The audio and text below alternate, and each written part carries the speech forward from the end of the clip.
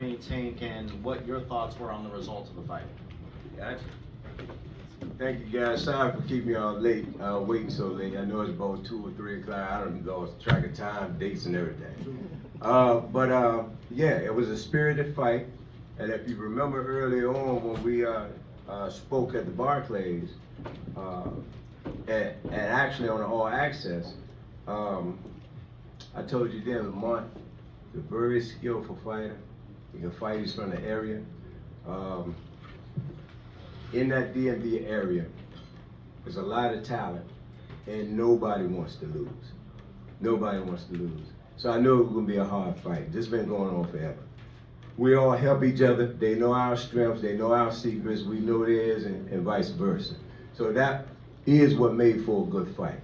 I thought it was a great fight, spirited fight, and I like to see it run back again. All right, any questions here?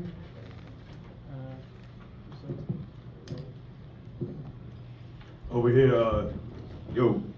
Jamesville Boxing Association, Coach Barry. Of Yes, course, sir. we talked about what you just said about the DMV area and how talented it is. And with these two fighters, being familiar with each other from the amateurs, like we was talking about, like back in Roachcroft and everything like that. Like, what did you see there from Lamont Roach Jr. during those rounds where you pretty much felt like, hey, we needed to make a serious adjustment, like I would say in the second half of the fight? Well, I knew he would be hungry. I knew he was going to fight extremely hard. I told you earlier, Lamont Roach was ever a cheap date, so we knew that going into this fight. I thought there were opportunities when we were inside. We should have took advantage of a few things on the inside, but for the most part, this was a fight based on strategy. This was a fight, actually Tank thought it was round 8 when it was round 12. So if you notice, he moved the whole time. So, being in shape wasn't a problem. There were times that I thought there was a lack of focus. There was a couple of opportunities there for some counters, and we missed them opportunities. But for the most part, I thought it was a spirited fight. All right, ladies and gentlemen, one more time, I want to bring on Calvin Ford, who's also part of Team Tank, as we know. So if you have questions for either Barry or Calvin, again, feel free to raise your hand. But Calvin Ford here as well to answer questions. Coach Barry, it's KG with Fight Hype. I wanted to ask you, Coach, from your vantage point, could you just give us what your perspective was of what happened in round 9 when Tank appeared to take a knee? I can't speak to that, but I don't have here. But apparently, he had his hair braided, and they put some kind of chemical, I don't know, if it's some whole juice, I don't know what y'all call it. But with the sweat and the heat and all, it ran down into his eyes. And when he came, he turned around, he took a knee, and he was complaining about his eyes burning. And when Calvin wiped his eyes, it was still burning. So that's what happened in that situation. That caught all of us off guard. In the amateurs, you can get away with that. Hey, Coach Barry. How you doing? Good, how are you? All right. This is Summer with Summertime Productions. I wanted to know if you agreed with the outcome of the fight and if you thought that them knowing each other and growing up together contributed to the performance. Yes and no. I thought that Tank was boxing early on. I thought we abandoned our jab somewhat in the fight a little bit. But down the stretch, I thought maybe, I believe, 2 or 3 rounds, I can't remember, Calvin, was one of the rounds that... We needed 3 rounds, and he just went back, he just, like you said, we looked at 3 rounds. Brian was calling out, yo, I need 3. We got 1. I need 2. He got the 2. But he forgot where he was at. He thought he was still in the 8th round. He thought he still had rounds to go. Thought he still had rounds to go. If Thought he Reed was in the good 8th the round. corner, he was good. We just couldn't figure out why he wouldn't pick it up. Right. And so I think it was maybe a lack of focus just for a little bit, and we'll fix that. But nevertheless, I think that made that fight a draw. Back here, clear up. This question is for Coach Calvin Ford. This is Matt from Brunch Boxing. Now, we know that Tank has talked in the past about retiring, leaving the game of boxing. As someone that's had Tank since basically he was a pup, and you phrased him as a boxer and a man, what would you like to see Tank do after tonight?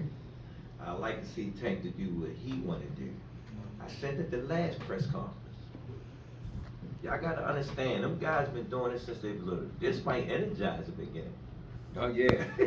In fact, he backstage right now talking about he want a rematch. So- Backstage, you wanna go to the gym right now. Yes, that's what he said. So I think that retirement stuff is out the door. Yeah, so. Right here. Chris Murray, Philadelphia Sunday Sun. I gotta ask this question in the sense that you said, Calvin, for Calvin Ford and for Coach Barry as well. You said before the fight that you wanted to see him take his game to another level. What didn't he do in this fight that that you felt he could have done and whatnot, and pretty much opened the fight up to being a draw? Well, like I said again, they've been knowing each other since they were little. And Roach, he stepped up for the cause. He stepped up. You know what I'm saying? And again, Tank history. I always sit there and tell you, I don't like knockouts. I like punishment. You know what I'm saying?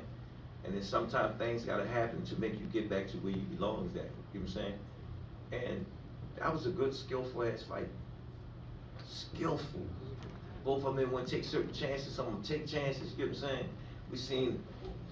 It was like we was on a boat and it was just like this, But we thought he could have did more.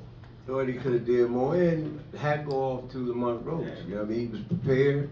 Yeah. There were shots that he took Yeah. that the average person would have went out on, and he took pretty much. Tank was setting on the uppercut, and he threw it, and he was able to catch some of those uppercuts. So yeah, you got to give him credit. Hey guys, this is Will. Now what? It is what it is. Going back home, who's going to have the bragging rights?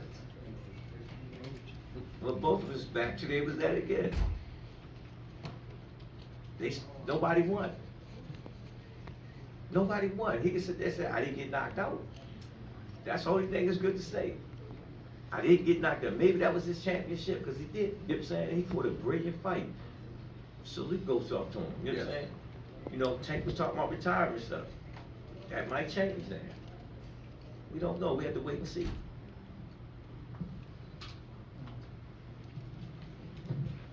To the Tank's credit, I don't know if you guys know, but Amanda Serrano suffered the same issue during her fight last year. Well, before the fight started, she got braids, the chemicals leaked in her eye, and her fight had to be canceled. Wow. Like on fight night. So whatever he was going through, I'm pretty sure it was real.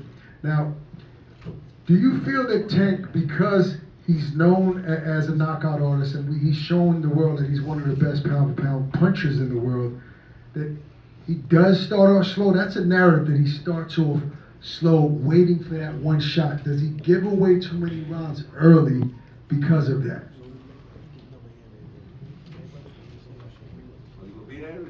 I'll take it. Actually, if you notice, this time in the fight, instead of him just totally just standing, there were times where they looked like they were going to engage in inside fighting, right? And I thought he stayed there a little bit too long. But for the most part, he was moving a lot in that fight tonight. You know what I mean? And to move the way he was moving, and to think it was 8 rounds when it was going into the 12. You know what I mean? Let me know being in shape wasn't an issue. You know what I mean? I just think it was a lack of focus down the stretch. I thought, and I asked for just a little bit more, turn up just a little bit more. And I thought we could have, done a little bit more damage. And to piggyback on it, I think Tank did pick it up in the beginning rounds. So they was both even. If you watch the fight, they was both watching each other. Sometimes they stood right in front of each other, but just trying to figure out where the holes was at. It was a very skillful fight. And which is one of the things that when you fight somebody that you know that well, you don't have that advantage or that element of surprise, because they know you just like you know them. Coach Barry or Coach Calvin, again, this is KG with Fight Hype. I just want to ask you guys, because I've heard you both say a few times, during this conversation, that there was a lack of focus. Prior to the fight, Tank had talked about retirement. We wouldn't call it a coaching change, and much respect to you guys, but just a switch in what was normal for Tank. Where do you think the lack of focus is coming from, or what do you think impacted his focus tonight during the fight? Calvin spoke earlier when he was saying that he wants Tank to do what Tank wants to do. And when you think about the fight as a whole, the little whatever that stuff is you say Serrano got in her eyes, I think once that happened, he started thinking about this stuff in my eyes and this man's still coming and I don't want to get caught with something. So I thought he started paying more attention to the juice running into his eyes than Lamont Roach himself. Anyone else? Raise your hand if you have a question. Over there in the back, 1 second. You wanna go to the gym right there.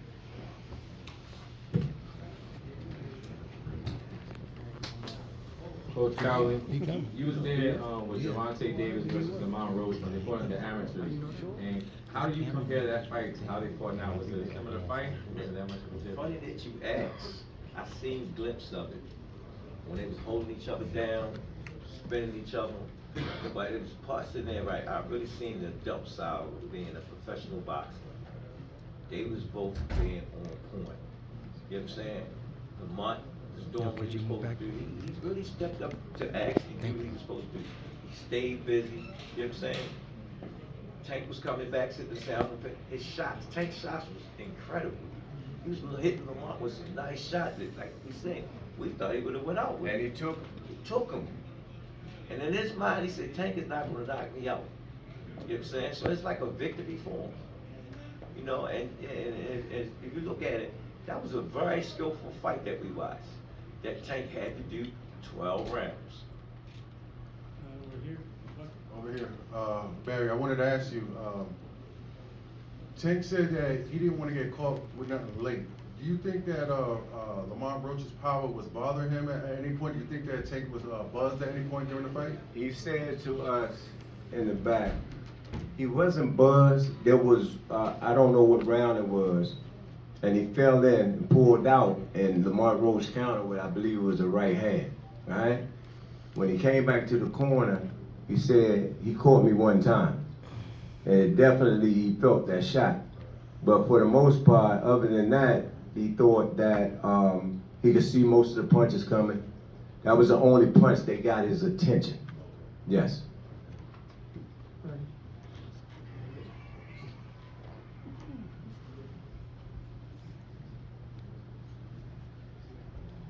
Hey, this question is for Coach Calvin. You often assess the number of the fights that Tank has had over the course of his career, and one of them that stood out to you was his fight against Hector Luis Garcia when it came to a skill perspective. Oh, they were shooting that night. Yeah. So here in this one, how does that compare to Not like course, that because their defense was real.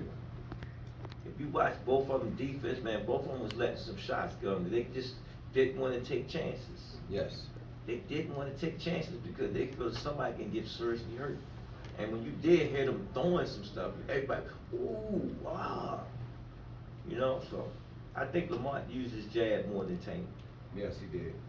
But other than that, Tank power shots was getting it. Anybody else? Congrats to you guys for completing this mission, first off. It seems like I can see you guys have a whole lot of love for Lamont because it seems like you're on both sides right now, looking at it from both sides, coaching the fight. But I want to know, at that last second, were you worried that we might have lost this fight? No, I didn't think we lost the fight. I knew it was close. Like Calvin said, I think I asked for 3 rounds. We need these 3. I need these 2. You know what I mean? He thinking that he got a couple more rounds to go. But I didn't think, I knew it was a close fight. And I thought we pulled out the last couple of rounds.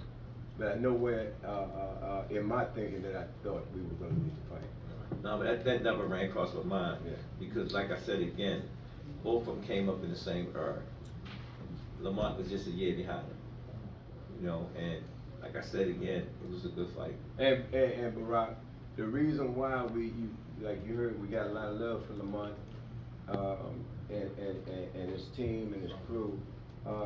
We end up giving credit where it's due. I mean, I cannot take away, right, with this guy, he can fight.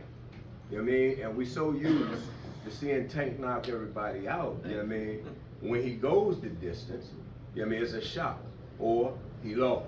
Yeah. You know what I mean? And so that's what, but I would never get up here in front of y'all or anybody else and tell a lie about this man couldn't fight. Yeah. I knew that going into it. Everybody knew. Everybody said that. They knew.